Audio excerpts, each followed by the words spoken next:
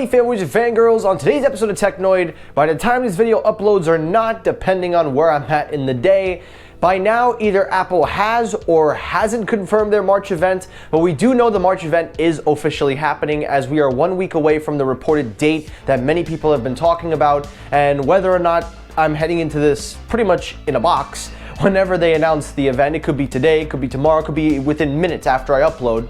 We're going to talk about everything that has been discussed, and I'm going to lay out what you can realistically, that's the key word, on what products that I personally believe are going to be unveiled at the event that are 100% hits, possibilities, and the ones that aren't going to happen.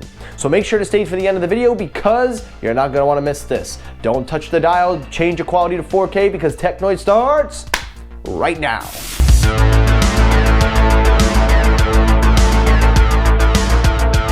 Alrighty, the first story, the only story of the day, is the Apple March event. Now, today is March 1st, so next week or so, we are scheduled to get a Apple event, which will then lay out all the products that I've been covering, and pretty much the entire tech world has been covering. So in today's video, we're going to talk about everything that we know based on the reports, based on all the videos I've made, and also based on conversations that I've had with several users, different YouTubers. We're going to make this video to talk to you guys about what exactly do we think is going to be an accurate one-for-one prediction of what's to come for the event. And starting it off, the first surefire product that I think everybody is expecting, and I think is really going to happen, it doesn't need me to back this up, the iPhone SE with 5G. Now, there are some reports going around saying that Apple might change the name to the iPhone SE Plus 5G, which makes absolutely no sense because Apple was one of the few people that never put 5G as a marketing ploy, and honestly, considering that we already know about 5G, there's no need to advertise 5G on a small phone except when you're just marketing the phone. But regardless of that, the phone itself is just the exact same phone that we've seen for a couple of years now. The only difference this time around is it will probably have a better CPU. It will of course have 5G, maybe an upgraded camera, I don't think so, but ultimately it's the same phone that we've seen from last year's model, which is the previous gen I meant to say, and the price will be around the same, $399. Now, Mark Gurman has said that Apple should reconsider their pricing tool, saying that they should consider pricing it towards the $199 price point.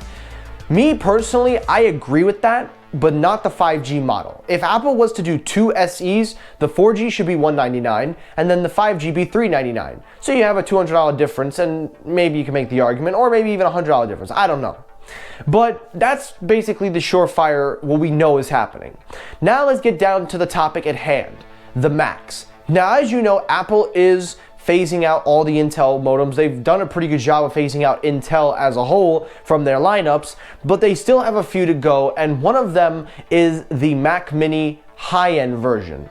Now, as you know, if you go on the Apple website, you can buy a Mac Mini with the higher-end Intel processor, but that one is pretty much almost out of date in terms of its performance, and also comparing the M1 series to the Intel processors, it needs a new performance. So the report going around is that we will see a modular Mac Mini, not, let me explain that before you guys get mad. Basically, it will be the Mac Mini with more ports. It'll have a kind of a glass finish at the top, which will kind of be more premium, and will be a little bit more versatile, but it will also be equipped with an M1 Pro chip. Now, that would make a lot of sense for people looking for a higher end Mac Mini, because that would fill the void of people wanting to get the Mac Mini but don't want the M1 chip. But the M1 chip is a very capable chip on its own. So even if you get the M1 Mac Mini, it's still a very powerful computer. But putting the M1 Pro chip in there will take it to another level and make it more pro-like for desktop users, at least if they want a mini computer. Now we get to the biggest talk of the entire tech world, the M2 MacBook. Now, reports are saying that the M series chip in this year's version is going to be the M2. Now, reports about the M2 had started several months back, but we hadn't heard a lot about them until recently with the reports that Apple was set to debut a redesigned MacBook Air, and that was going to feature the M2 chip. However, though, due to delays and due to several issues with the supply chain, they pushed the release of the MacBook Air to later in the fall. Reports are indicating, or could be the spring, we don't know.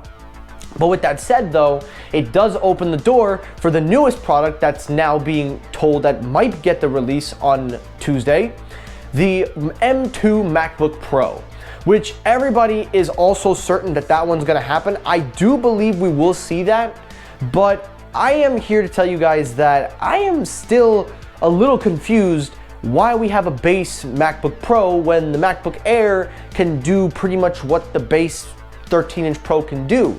The only difference that I notice is pretty much just the internal cooling and maybe slightly better battery. But if that's a big price haul to want to justify paying $999 to $13 or $12.99, I don't see that as a valid selling point for me. And I think we can all agree that the only reason that this model exists is just to get more users into a baseline MacBook Pro line. But it doesn't really make that much sense because, like I said, performance and speed are almost the same as the MacBook Air. But regardless of that, that is a report that Apple is just going to put the M2 chip in there. It's going to be the same computer that we've seen with the Touch Bar, which is really crazy to think that a base model will have the Touch Bar, but not the expensive ones. And I know a lot of people universally hated the Touch Bar. I never really hated it, so I mean, maybe I'm in the minority that actually thought it was okay.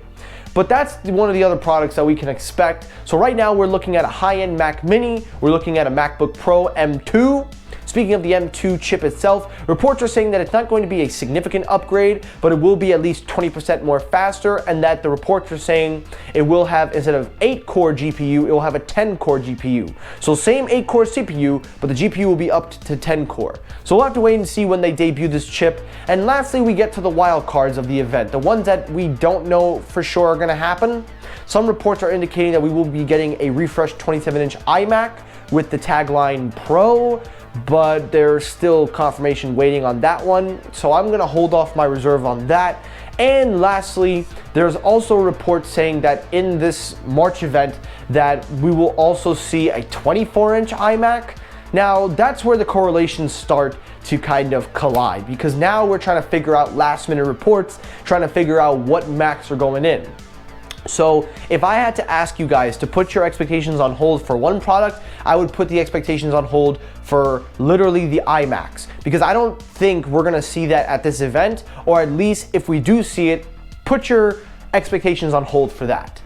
So rounding off the video, ending it here, basically what we can expect is the iPhone SE with 5G, the high-performing Mac Mini, maybe even a Mac Mini refresh with the M2 chip. It's possible, but we don't know that.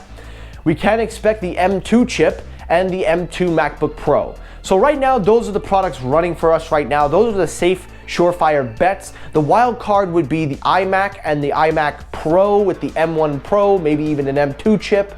We don't know exactly how that's gonna happen. Some reports are even saying that Apple may just put the M2 chip in the current M1 products just to bide the time. But we don't have any confirmation on that either, so I will again, of course, be updating you guys. But this is my final video talking about the event itself. This will be my last video before next week once Apple announces it. By the time I finish editing this video and by the time I finish recording, they probably have already announced it. So that's what you can expect from the March event. So as I always say before I end this video, when you watch these events, please, no matter what fan you are, no matter what side of the spectrum you're on, always set your expectations too low. If you do that, I promise you guys, you're not gonna get disappointed. You're not gonna feel like you were let down, because if you set them too low, there's nothing to worry about. But some people don't get that by now, and of course we still have Apple sheeps that get disappointed that they didn't see what they want. But what are you gonna do? But anyway guys, that's my predictions for the event. Comment your thoughts down below. What do you think are we going to see at this event? Do you think we're going to see more products? Do you think we're going to see less products? Let me hear your thoughts down below. As always everyone, thank you so much for watching. I'll see you all in the next episode. Have a great rest of your day guys. Take care, stay safe, have a good day, and peace!